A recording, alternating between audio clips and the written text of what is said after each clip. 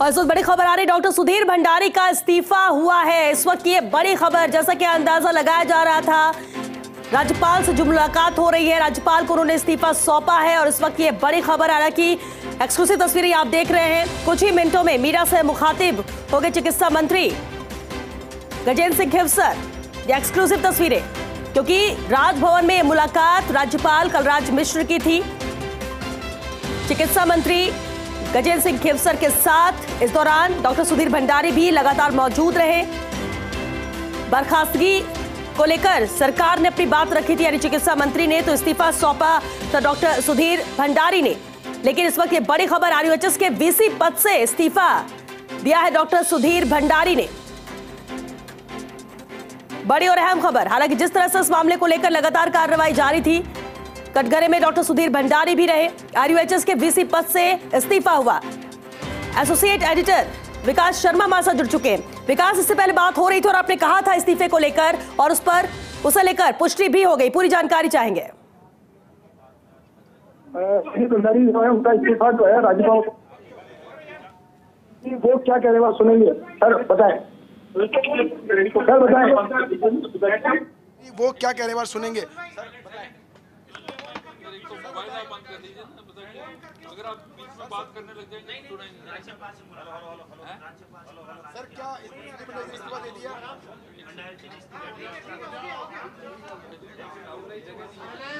हाँ, अभी मैं हम सब, हमारी टीम जो है एसीएस, हमारे कमिश्नर मेडिकल साइंस और हम लोग गवर्नर साहब के पास गए थे और जो भी हमारी फाइंडिंग्स हैं, क्योंकि अभी तो कमिश्नर साहब जो है सोमवार तक, क्योंकि एक बहुत गंभीर मामला है, तो कमिश्नर साहब जो है वो मंडे तक हमें एक डिटेल रिपोर्ट देंगे।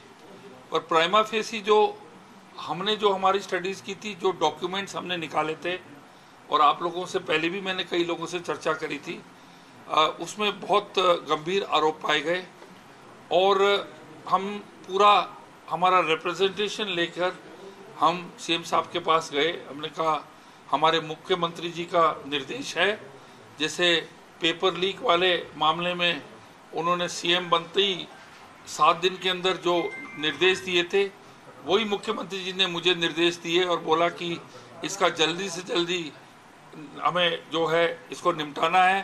तो दोषी कौन है, कमेटी बैठा के अभी एसीबी भी जांच कर रही है। हमें इसके अंदर जो है, जो असली जो तार कहाँ जुड़े हुए हैं, वहाँ हमें जाके इसको प्रकरण को हमें, हमारी जनता को हमें बताना है कि भाई दोषी लोगों को पकड़ते हैं। 4 अरेस्ट 5 अरेस्ट तो ऑलरेडी तुरंत हो गए थे मालूम पड़ते ही।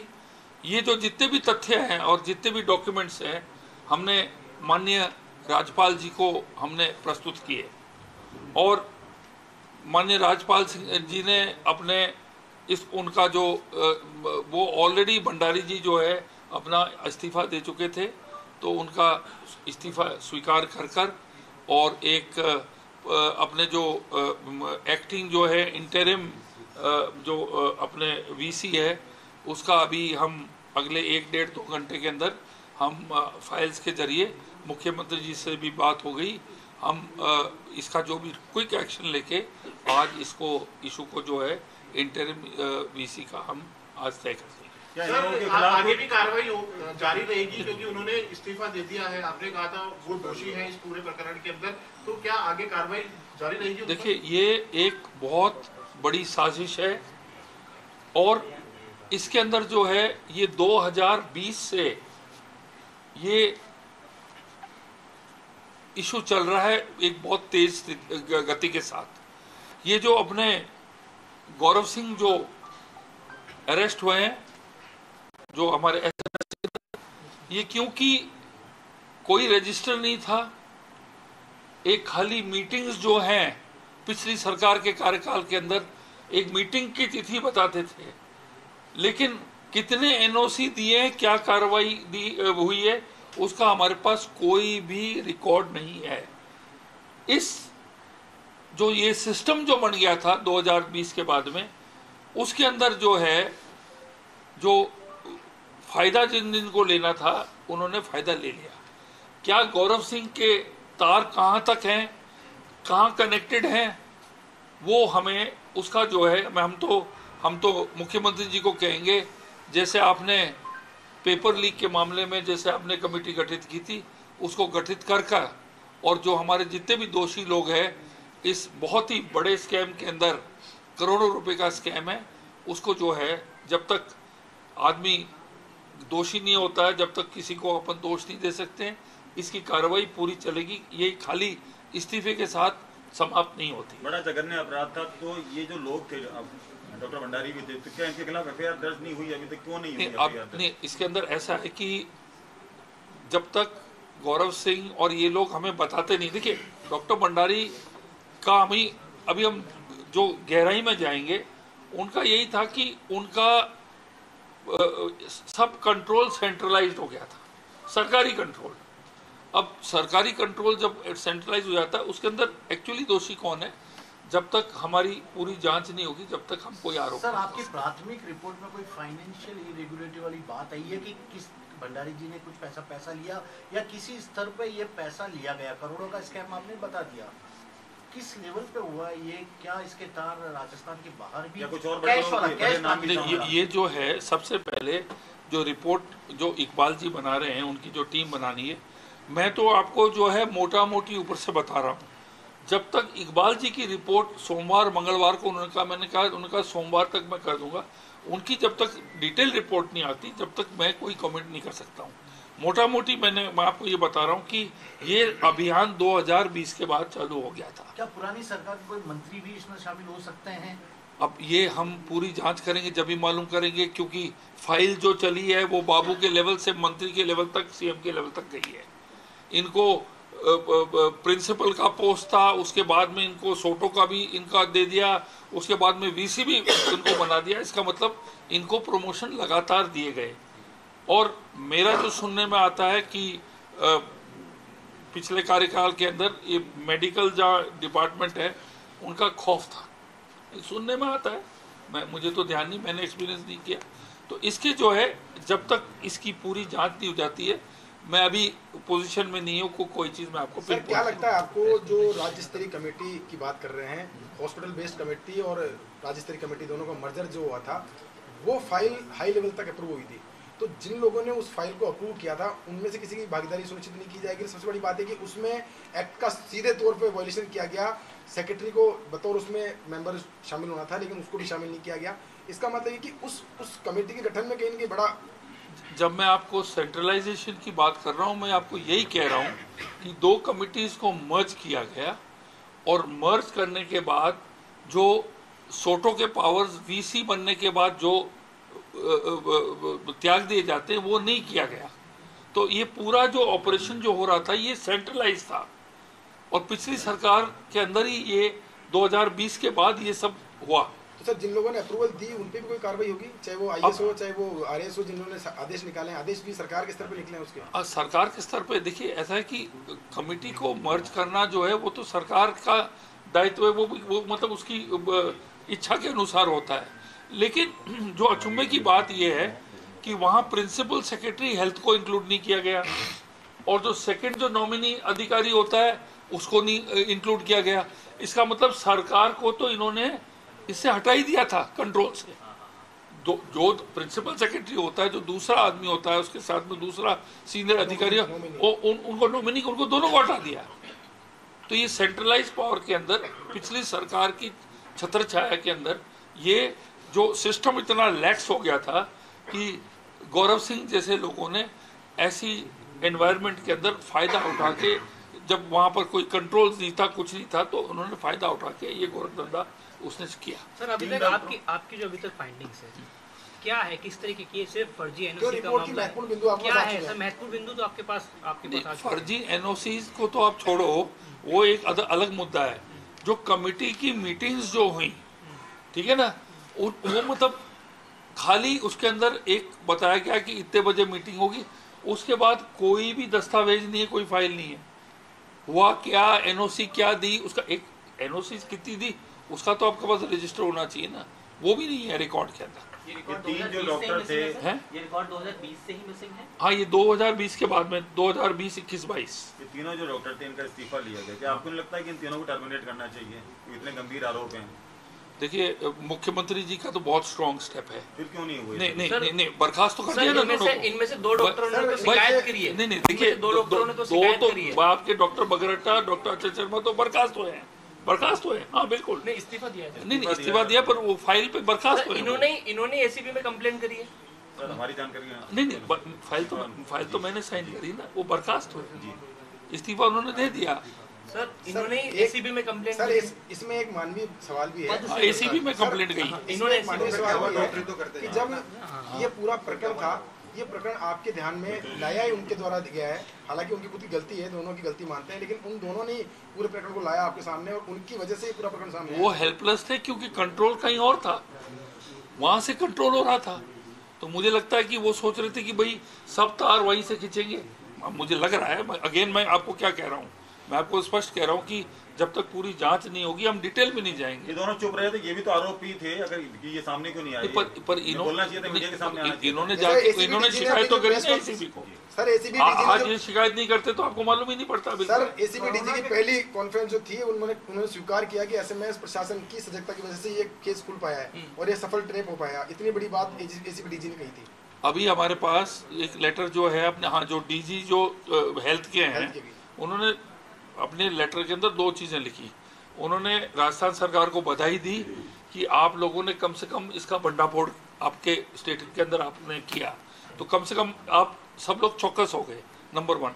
नंबर 2, उनका पॉइंट नंबर 3 में उन्होंने ये लिखा है कि कृपया करके जांच करिए कि मेडिकल कॉलेज जो एसएमएस है इसकी गतिविधियां जाके और ये RUHS में कैसे चलेगी और वहां से कंट्रोलिंग कैसे हो रहा, वो लेटर में है, वो लेटर के अंदर है। और सुधांशु पंत जब हेल्थ मिनिस्टर थे, हेल्थ सेक्रेटरी थे, उनका लेटर जो आया हुआ है हमारे एसीएस को यहाँ पर, उन्होंने क्लियरली लिखा है कि सोटो के पावर्स एसएमएस मेडिकल कॉलेज के पास होने चाहिए, उसके अन्य नहीं होने चाहिए।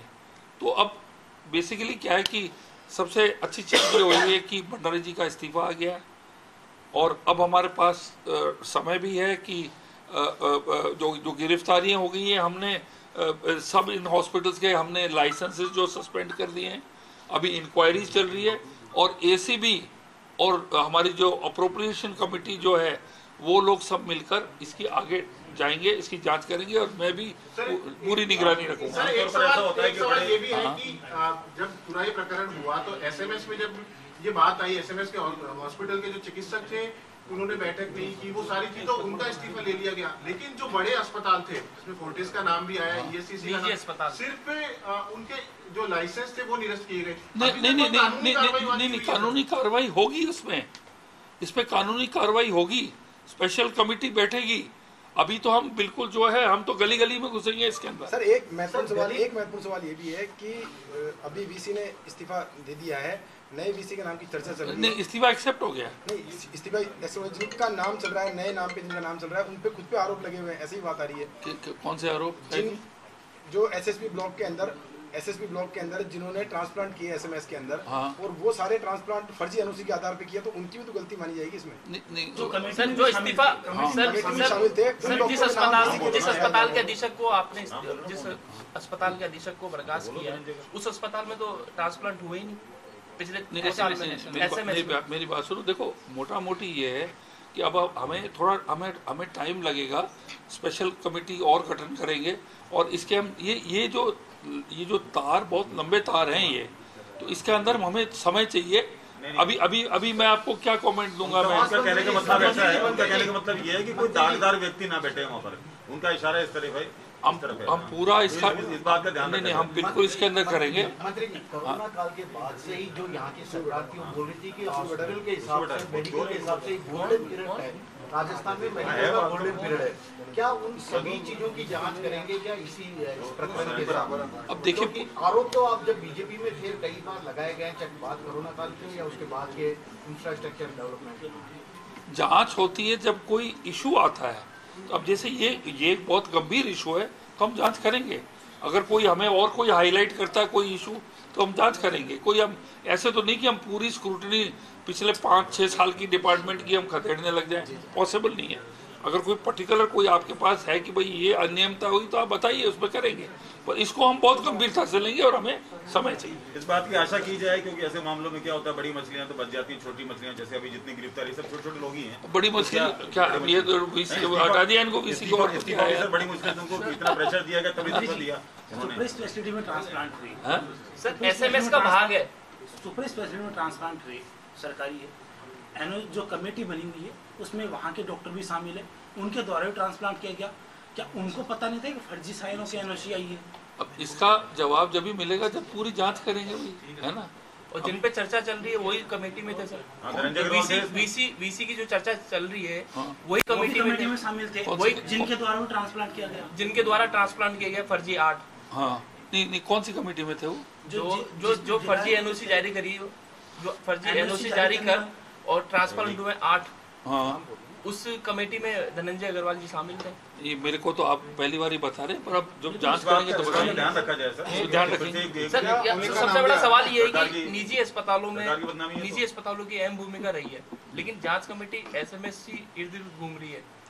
एसएमएस अस्पताल एसएसबी तक देखिए एक बार ये जो तारों का जितना भी लिंक है ना, ये थोड़ी ना कि भाई खाली यहीं हुआ है वहीं हुआ है या उस हॉस्पिटल में है, शायद अनेक हॉस्पिटल और होंगे।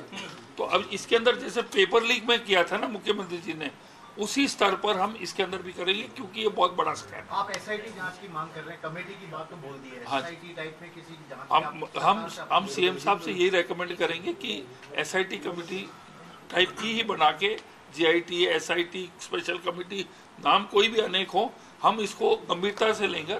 और जैसे पेपर लीक के अंदर जिस तरीके से युद्ध स्तर पे हमने किया था वो करेंगे। सर कार्यवाहक वीसी का नाम तय हो गया है, कौन? अभी नहीं, अभी चर्चा चल रही है।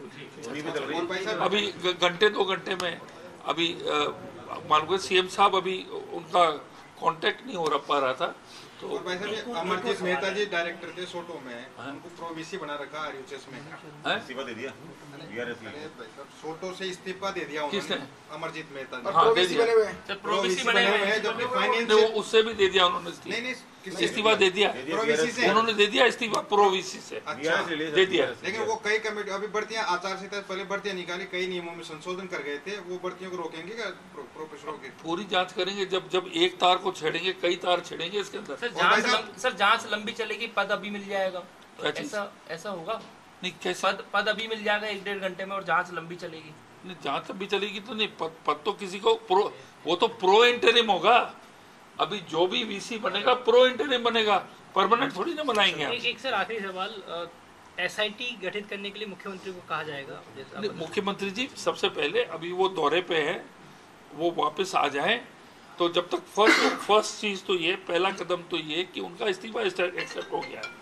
अब जो है प्रोटेम वीसी जो है वो अभी बनेंगे, अभी शाम को है। उसके बाद के अंदर जब सीएम आ जाए तब हम बैठ के इसके अंदर पूरी मीटिंग होगी, मीटिंग होके वो उनके जैसे उन्होंने डायनेमिक वे से उसमें किया था पेपर लीक को, मुझे पूरा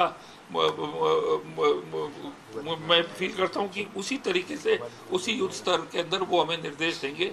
इस ये जो गोरख धंधा हुआ इसको भी ठीक। सर आप श्योर हो विवादित नाम नहीं आएगा? आप श्योर हो विवादित नाम नहीं आएगा? अब देखिए विवादित नाम तो हमें कोई मालूम पड़ेगा विवादित नाम, हम उसको थोड़ी ना आने देंगे। और भाई साहब हमें कोई मालूम पड़ा कि ये नाम विवादित है, हम थोड़ी ना उसको आने देंगे। जिस अस्पताल में हम तो एक क्लीन सरकार देने की बात कर रहे हैं। अस्पताल में ट्रांसप्लांट हुए हैं, अगर उन्हीं के डॉक्टर का नाम आ जाता है तो उसमें क्या कहेंगे? अब देखें, अब ये तो मालूम आगे जांच करेंगे जब मालूम पड़ेगा। भाई साहब ये जैकेलोन हॉस्पिटल में वो प्लाज्मा चोरी हो रहा है, वहाँ से उसकी जांच हो रही है, और उसकी युद्ध स्तर पर जांच हो रही है। Thank you sir. चाय वाय तो ले।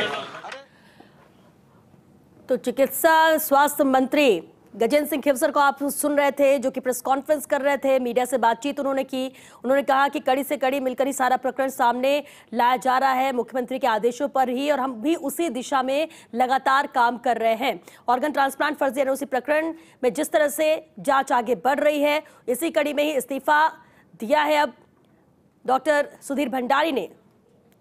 उन्होंने कहा कि यहाँ पर सरकार सख्त है और जो भी यहाँ दोषी हैं कोई भी बख्शे नहीं जाएंगे, कार्रवाई होगी। हालांकि मुख्यमंत्री के भी आने का इंतजार है क्योंकि अभी वो चुनावी दौरे पर हैं। जैसे ही वो वापस आते हैं इसके बाद इस कार्रवाई को आगे बढ़ाया जाएगा और असली दोषियों को पकड़ना ही हमारा मकसद है। पिछली सरकार की छाया में गौरव सिंह जैसे लोगों ने काम किया। 2020 से जिस तरह से ये फर्जीवाड़ा जारी रहा है, अब जबकि मामला सामने आया है, लगातार सरकार इस मामले को गंभीरता से लेकर ही कार्रवाई कर रही है और इसी कड़ी में